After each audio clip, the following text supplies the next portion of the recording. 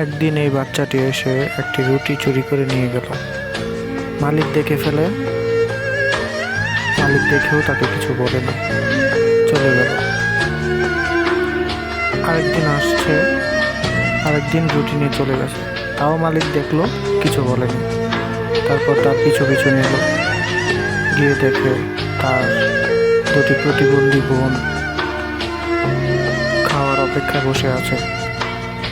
সে তার বোনদেরকেও খাওয়ালো, নিজেও খেলে। তারপর দোকান মালিক কিছু বলেনি। পরের দিন দোকান মালিক তো তার জন্য রুটি আর ব্যাগে কিছু টাকা রেখে দিল।